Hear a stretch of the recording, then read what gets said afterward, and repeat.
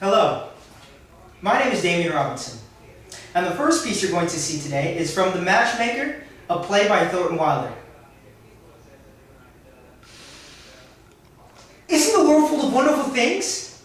I mean, there we sit cooped up in Yonkers, years and years, while wonderful people like Mrs. Malloy are walking around New York and we don't know them at all.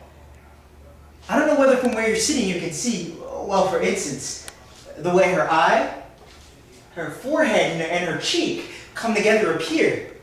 Can you? And the kind of fireworks that shoot out of her eyes all the time.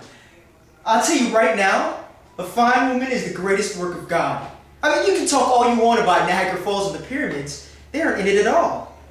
I mean, of course, up there in Yonkers, they came into the store all the time and bought this and bought that. And I said, yes, ma'am. And that'll be 75 cents, ma'am. And I would watch them. But today I talked to an equal to equal. Huh. Equal to equal. And to the finest one that ever existed, in my opinion. They're so different from men. God, they're different from men. I mean, why everything they say and do is so different. You feel like laughing all the time. I mean, they have a wall around them all the time of pride and a sort of play acting. I bet you could know a woman 100 years and never be really sure whether she liked you or not.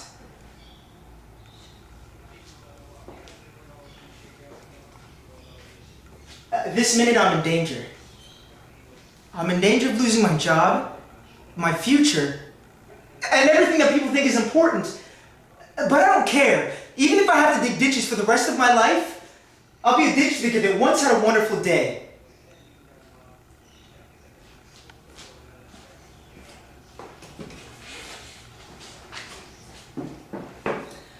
The second piece you're going to see is from Master Harold and the Boys by Athol Fugard.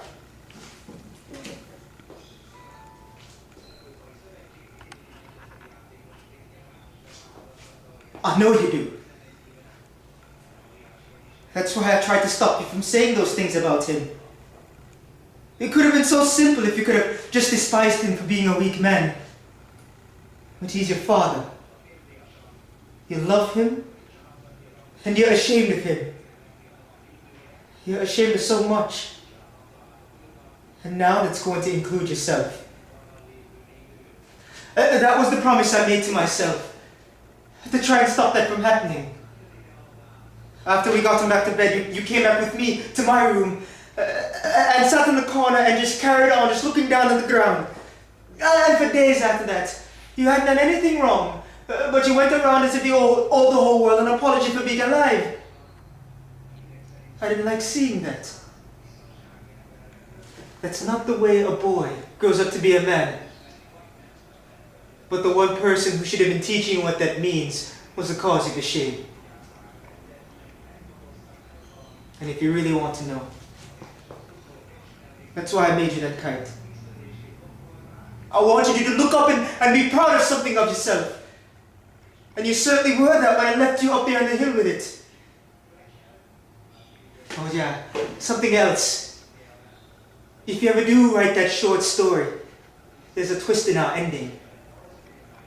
I couldn't sit there and stay with you. It was a white's only bench. And if you're not careful, Master Harold, you're going to be sitting on that bench for a long time to come. There won't be a kite in the sky.